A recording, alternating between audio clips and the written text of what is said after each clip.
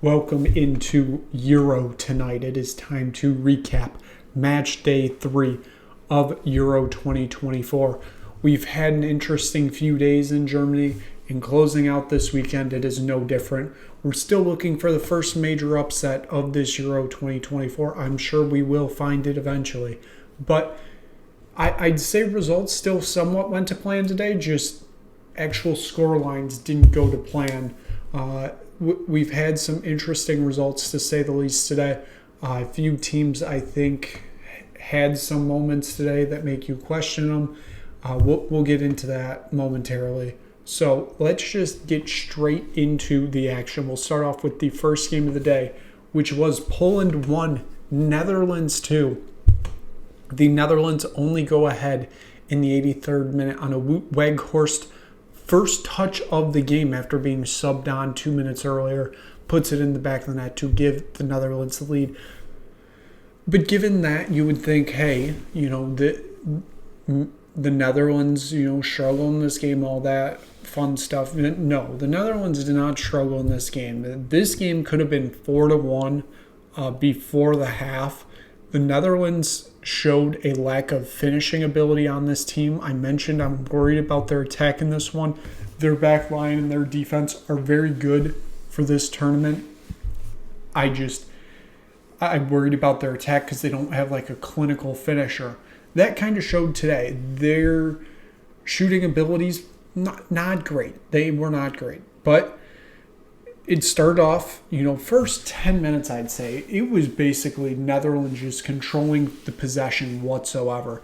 Poland had very little chance. Poland in the 16th minute, it's like off a corner, I believe it was, finds the back of the net. It was a Buska goal.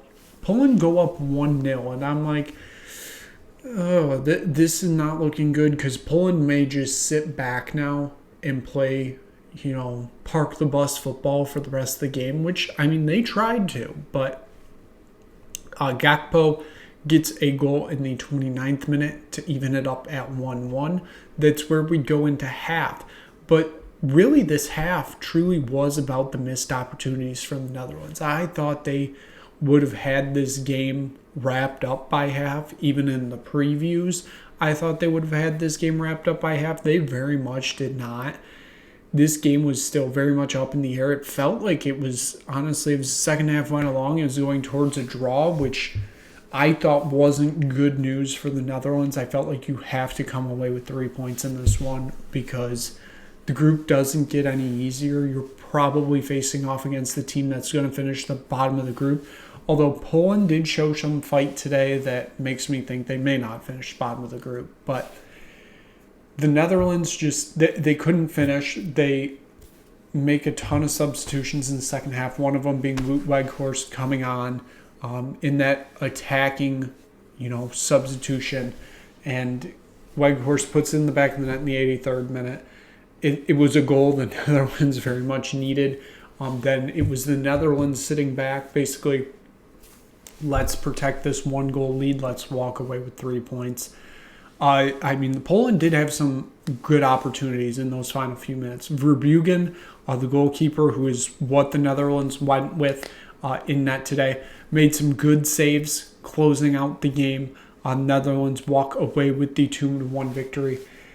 And kind of like I said, this felt like the Netherlands needed to start out with 3 points because Austria, it doesn't get any easier there, and it very much doesn't get easy with France. That is going to be quite a difficult game for them, especially with the way they played today. I think that's going to be a long night for the Dutch, but we haven't seen France play at this tournament yet, so we don't know exactly what level Didier Deschamps is going to have that French national team up to. I'm expecting them to be up to, a championship level type, team, but I did see a little bit of worry for myself with this Netherlands team. I said it in my group D preview. I worry about the Netherlands because of their attacking options. If they had better attacking options, I think they would be one of the favorites to win this tournament. They don't have that. One of my other problems was the manager, Ronald Koeman. He worries me. His tactics seem just very stingy. I think that almost, hurt the Netherlands today. An inability to adjust kind of hurt the Netherlands. But, they still walk away with 3 points. And that's, at the end of the day, that's what you need. For Poland, without Robert Lewandowski, it was a good performance. Obviously, it could have been much worse. Do I think that they would have, won or drew with Lewandowski? It's hard to say. Probably not. But, who knows? Maybe you do get a second goal in there somewhere and you draw 2-2 and this is all different. But overall, coming out of this game, I'm a little bit more worried about the Netherlands than I am Poland, just because I had no expectations for Poland, and I at least had some for the Netherlands. I kind of worry about them going into the future of this tournament, because this looks like a team that if it faces like anybody halfway good, it's over for them. That's personally what I saw today. So moving on, we'll move on to game 2 of the day. And that was Slovenia and Denmark going to a 1-1 draw. I mentioned in the preview, I'm not really expecting Slovenia to do much here, but, given it's their first Euro game since 2000, their first, big international competition since 2010, the 2010 World Cup, maybe they come out guns blazing, somehow get a draw. That's what they did today. Now, it was a tale of two halves from Denmark. Denmark 100% controlled the first half. You end up with Christian Eriksen getting a goal in the 17th minute, coming back from his cardiac arrest in the Euro 2020 first game of the tournament in Copenhagen. Cardiac arrest, dies on the field, literally. Resuscitated back to life. The recovery from that, and then just getting back to playing club football. Now he's here at the Euros, scores Denmark's first goal of the tournament. What a story. What a story there. And Denmark, they could have been 2-0, could have been 3-0 probably within the first half. It was very similar to the Netherlands. They controlled the half. It's just the finishing aspect was not there for for Denmark today. And then you get in the second half, it started a little bit at the end of the first half, but Slovenia slowly got their legs and they're starting to go on the attack. And my oh my, the second half was a complete 180. Slovenia was very much in this game. They were on the attack. They had a few good opportunities on net that either they just didn't shoot or it just got blocked. Any of those valid reasons. But then it was 77th minute. Oh, what a strike from outside the box. Just a nice curve right into the top corner of the net. Pass catch for Schmeichel.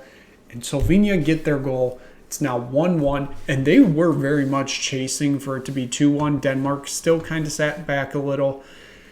It would be Slovenia that almost had the go-ahead goal, gets blocked, goes out, and then, all momentum's lost after that. Today I saw a team that I didn't expect from Slovenia. I expected the Slovenia team not to just lay back, but I expected them to play really tough defensive football, which they did. But I didn't really expect them to have that kind of attacking opportunities in, the second half like they did. I didn't really expect much from them in that sense. Jan Oblak, great game in goal for Slovenia.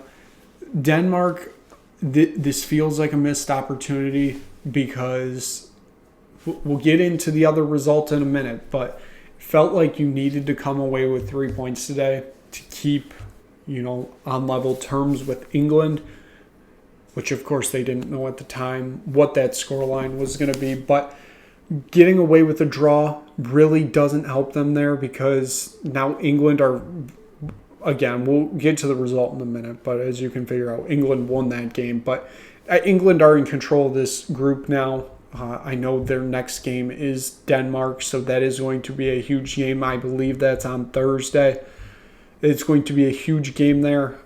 If these two were on level terms, it would have decided who's winning this group. But Denmark dropping the 2 points and only getting one, that's probably going to be a big problem come on down the road, because, if they draw now, I mean, it's basically over-ish.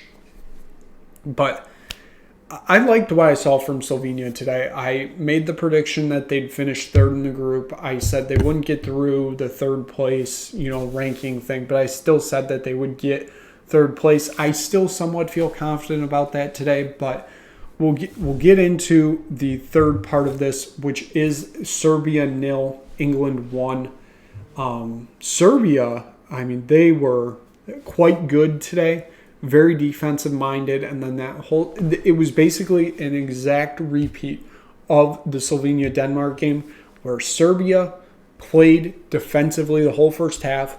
They conceded a goal in the 13th minute, a Jude Bellingham header straight in the back of the net, giving England the 1-0 lead.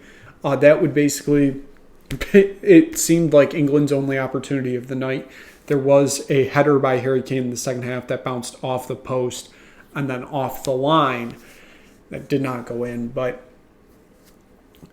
Serbia, the whole second half, it was good attacking football. They just couldn't either get past the back line. There was a bad pass, a bad break, and they just couldn't find their way to the net. I mean, they were making sub after sub up until 65th, 66th minute, and Southgate hadn't even touched his subs yet. I was screaming at the TV, Southgate, you need to start getting people out now. We're going to concede. I mean, there were a few moments in there where we almost did concede, but the Serbia team, I still think, is chippy. They can very much sit back a whole game and just go for a 0-0 draw. I think they have the team to do that. But they have their moments on the attack, especially if you get them on the counterattack and you're on an odd man break. Serbia will make you pay at some point in this tournament. Obviously, did not happen to England today, which I very much thought it would. But it is a 1-0 victory for England. There's obviously a lot of questions with Southgate. We kind of figured this. I mean, it was all the joke around the internet, but coming up to this England game, all the Euro games, very entertaining, very fun, all that kind of stuff. It's this is the perfect time for Southgate's stinker, and, then we really get the tournament rolling. Well, what happened? We got a Southgate stinker, 1-0 game. I mean, yes, it's 3 points, but also, I mean, I know people want to enjoy the football a bit more, which, I mean, the first half, when England were on the attack, they were passing beautifully. It was a beautiful thing to watch. They just couldn't finish. They couldn't get... It wasn't more not finishing. It was more not getting past the very back line of Serbia. That was a big struggle for them today. I mean, at one point at the beginning of the game, it felt like Serbia were playing a back eight. It really did. I believe they played a 3-5-2, maybe, something similar to that. Or it was a 4-4-1-1 is what they were playing, actually, from checking the notes. It was a 4-4-1-1. And it really did feel like that 4-4 became 8 very much points. It was Vahalovic and Mitrovic, the two basically attacking options, playing a little bit more close to midfield, so they weren't in that back line. But it was a real struggle for England today. I don't know if they'll face something like that again this tournament. They probably will. Did the Bellingham goal feel a little bit lucky? Yes, but you also got to have luck to win these tournaments. You got to have luck to win these games. Again, still, the football, not as enjoyable as you would want it to be, but sometimes that's the kind of football you have to play to win these type of tournaments. Backline, I know that has been my big issue this whole time coming up to this game. It wasn't awful. It wasn't great. Trent Alexander-Arnold was put in the midfield. I kind of questioned that decision. I'm still not 100% on board with it, but I didn't see much. Like, it just looked like it was a developmental game in that midfield position. It is what it is.